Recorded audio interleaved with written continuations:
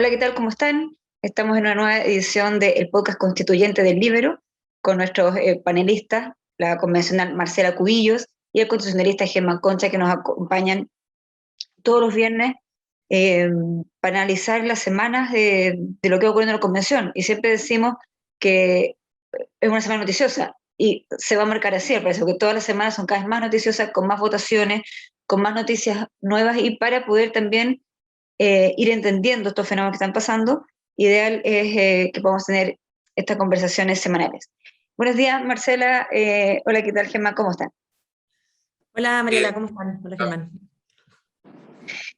Comencemos por lo que puede parecer lógico y obvio, pero que es lo que pasó esta semana, lo que pasó esta semana y que sigue pasando en realidad, porque el día viernes siguen las votaciones, pero esta semana, poder empezar contigo, Marcela, que vimos propuestas y votaciones y ya la gente está empezando a ver, quienes seguimos de cerca el tema, el público en general, los medios están tomando mucho este tema, eh, que se empezó a votar ya en comisiones, empieza como ya en tierra derecha a entrar este asunto de la convención.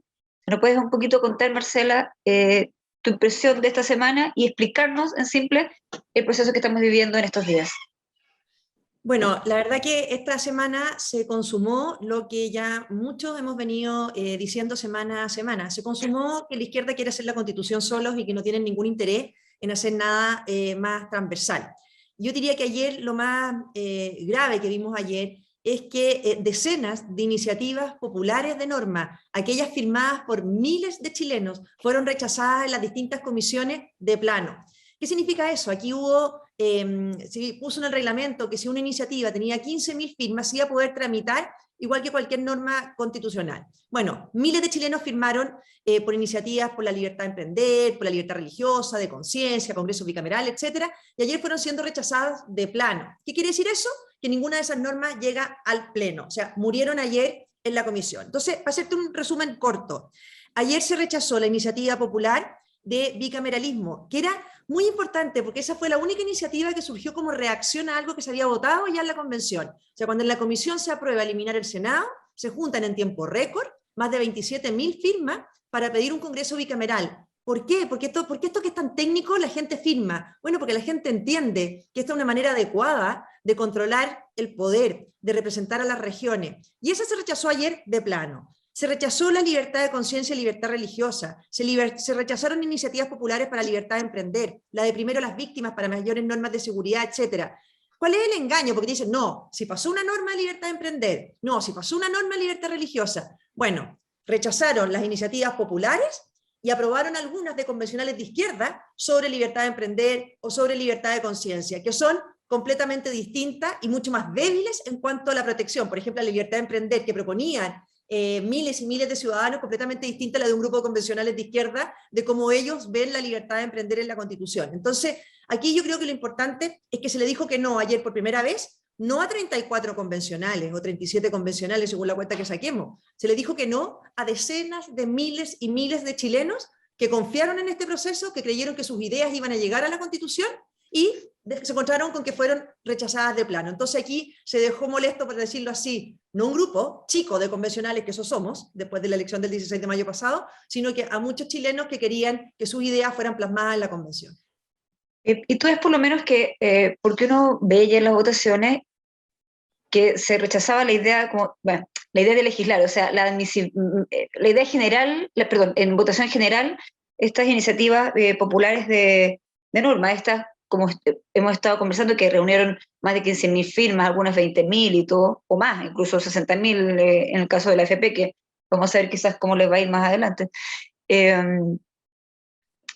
Habría sido distinto de repente dar el ok para quizás analizarla y a lo mejor votar en particular y luego a lo mejor en ese caso no darle Sí. chance, no sé. ¿Sabes qué, Mariela? Yo creo que ayer hubo una miopía salvaje por parte de los convencionales de izquierda, porque perfectamente, o sea, ¿cuál era el afán de rechazar una que venía con miles de firmas y votar a favor la de ellos, de un grupo de 8, de 10 convencionales. O sea, lo único que hacen es generar descontento en muchos ciudadanos. Entonces, como dices tú, perfectamente se podría haber aprobado esto, que llegara al Pleno, que se hicieran indicaciones, que se mejorara y se trabajara sobre una iniciativa popular. Pero no, prefieren la de ellos, porque este proceso está cargado de consigna e ideología. Entonces, ese control lo tienen en una norma redactada entre 4 paredes por 8 personas, mucho más que una iniciativa popular que habían impulsado. Entonces, yo creo que ayer de verdad es un punto de inflexión, porque están dejando molestos y enojados a muchos chilenos y con una miopía por parte de la izquierda que yo no entiendo. O sea, es cierto que ellos adentro de la convención tienen los votos para hacer lo que quieran. Es cierto, se ordenan con un poquito de esfuerzo y escriben la constitución en 2 semanas. Lo pueden hacer. Pero es una miopía, por una parte, porque deja descontento a muchos chilenos, y una miopía porque al final están escribiendo una constitución por unos pocos, que va a representar a unos pocos, a una mayoría circunstancial, que además fue elegida con reglas completamente ad hoc para este proceso. Y este caso, ¿cómo lo ves tú, Germán, en el sentido de la participación popular? Que se dijo, se incentivó, participen, la gente se movilizó, mostraban la convención y la directiva, cuando uno escuchaba sus puntos de prensa, muy orgullosos de la participación de la gente que había participado, para que lo repita, y daban sus cifras de toda la gente, las firmas que se había dado. Eh, pero como dice Marcelo, nos encontramos ayer que no quiere decir que todo lo que se presentó y todo lo que se apoyó está ok y es ley, por así decirlo, y pasa a ser norma. Pero, ¿cómo ves el fenómeno de la participación entonces? ¿Cuánta validez al final va a tener? ¿O se dijo algo que no es al final?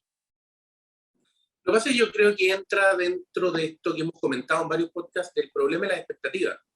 La convención ha ido creando gradualmente, desde que se inició el proceso, un nivel de expectativas que uno decía, esto es muy difícil cumplirlo, y no se están haciendo las cosas necesarias para razonablemente hacer un esfuerzo por cumplirlo. Y esta es una demostración más.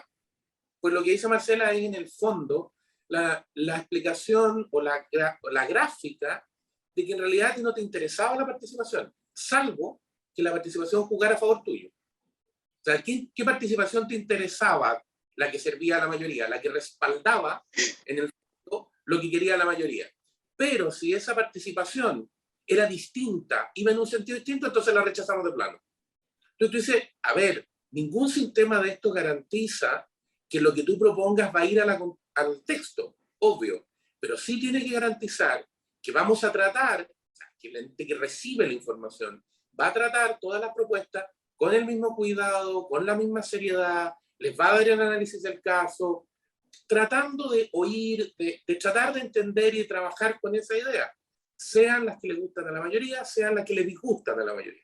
En cambio, ¿qué es lo que te está mostrando la mayoría? Que está dispuesta a oír siempre que lo que le digan es lo que le gusta. Si lo que le dicen le disgusta, entonces rechazado plano. Y que no es muy distinto de lo que se ha expresado respecto de la libertad de expresión.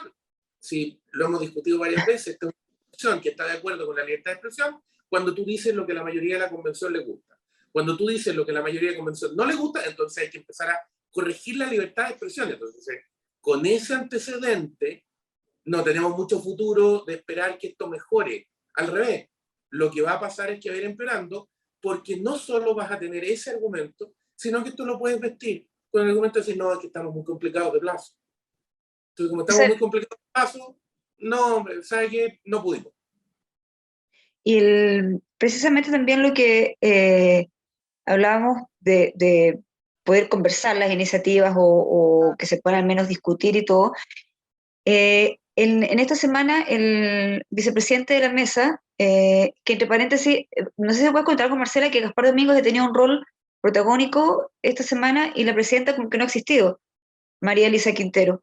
Pero no sé si eso sea un tema o realmente es como están organizados. Pero aparte de eso, él llamaba a pensar, a estar como en lógica de 2 tercios para las iniciativas, que no se presenten cosas de repente que son muy inviables, que se presenten, que se discuten cosas que tengan, que se crea, que van a flotar, dijo él, ¿cierto? Luego en el Pleno. ¿Crees que es un buen llamado? ¿Se le escuchó a él?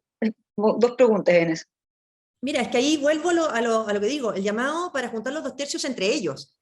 Ah, Porque entre ya. ellos, o sea, la verdad que uno no ha visto ningún interés en hacer algo más transversal.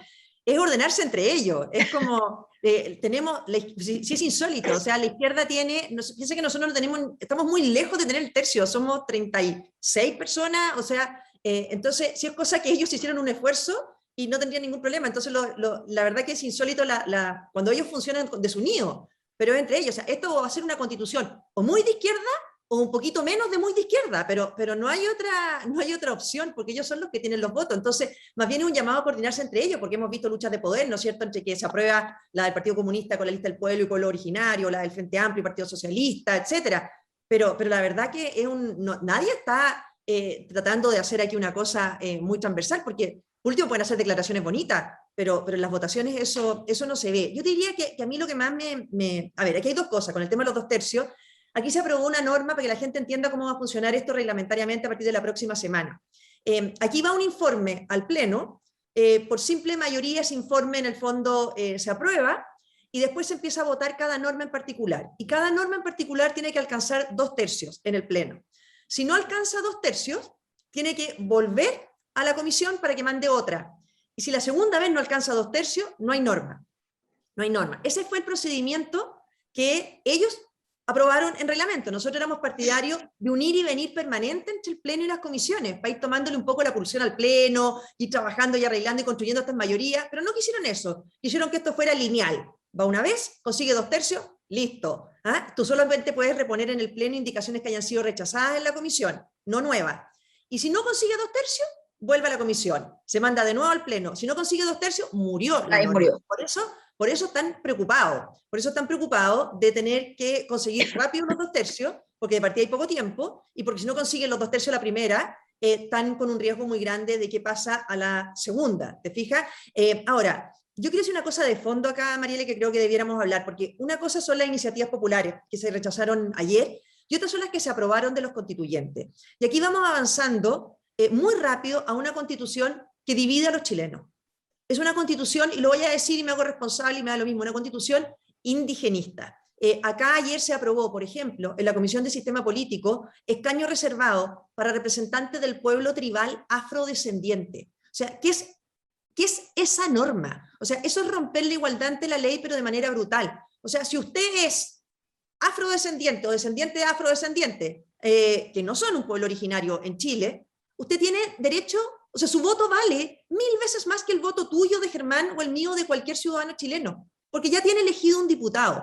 Entonces, aquí hemos tenido una convención que se ha rendido ante los pueblos originarios, que están completamente sobre-representados en esta convención, y se está construyendo una constitución indigenista, en el sentido de escaño reservado, justicia separada, que es la que se va a empezar a votar la próxima semana. Ayer se aprueba una norma que el Estado reconoce el genocidio, saqueo, marginación de los pueblos originarios y se compromete a reparación y compensación. O sea, Sergio Muñoz Rivero escribió hace un par de días en La Tercera una gran columna en que decía que se sentía el hedor a separatismo, en sus palabras. Entonces aquí estamos imbuidos en una ideología de lo plurinacional que la gente tiene que entender que va a terminar con un texto de propuesta constitucional que divide a los chilenos por etnias, por orígenes, en que tanto se criticaron los privilegios y aquí se están consagrando constitucionalmente privilegios para unos pocos.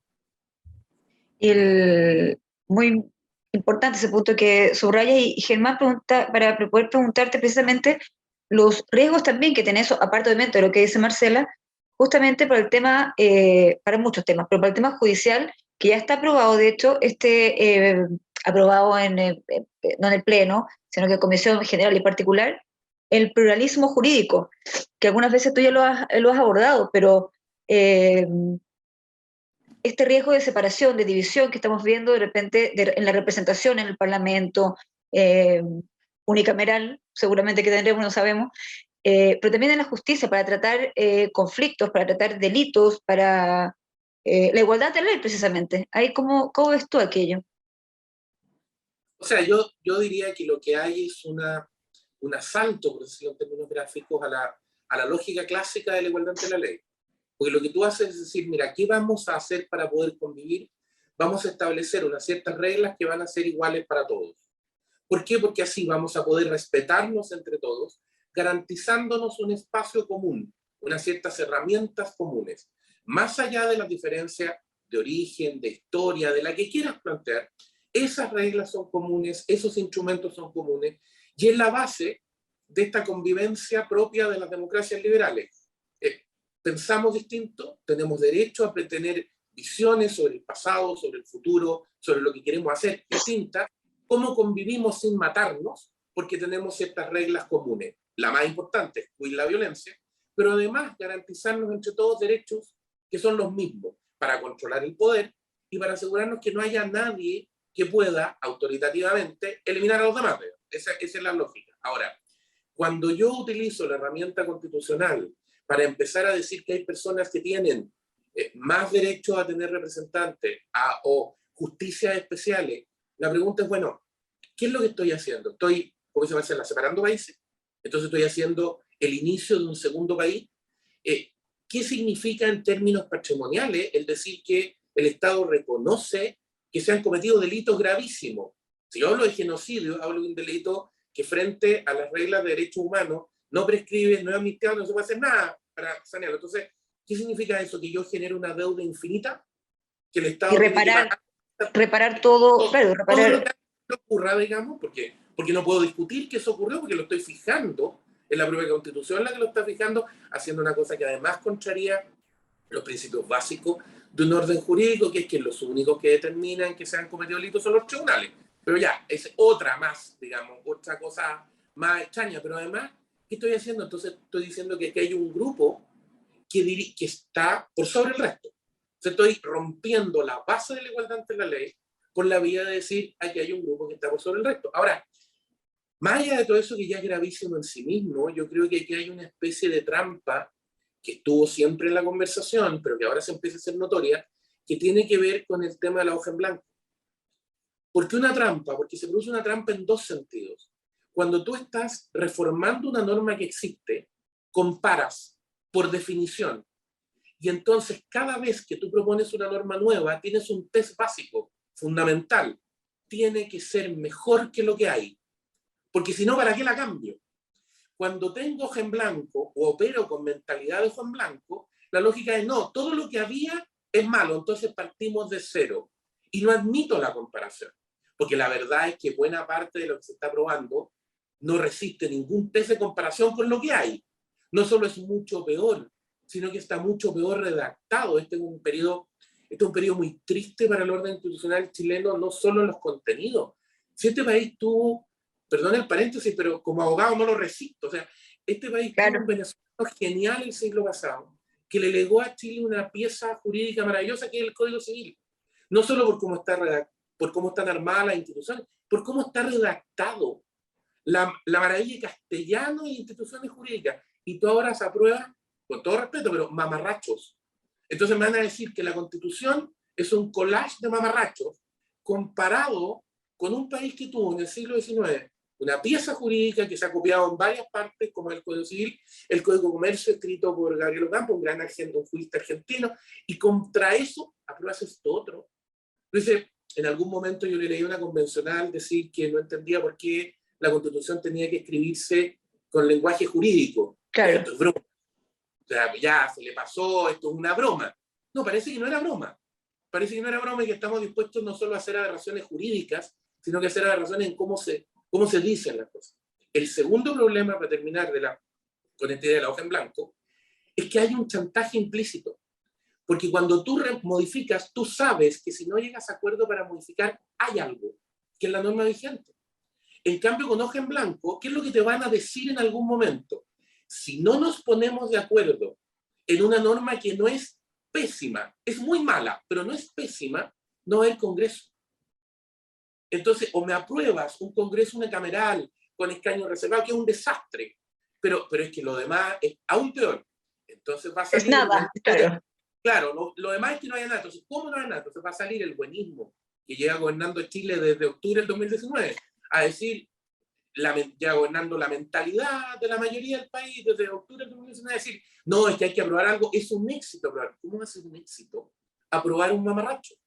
No puede ser un éxito, ¿verdad? Porque una cosa es estar dispuesto a llegar a acuerdo, conversar, dialogar y buscar el acuerdo, pero otra cosa es que te digan que el único acuerdo posible es la rendición incondicional. Pues eso no es acuerdo, eso es sometimiento, eso es rendición. Y en este caso es rendición ante normas que además están mal hechas.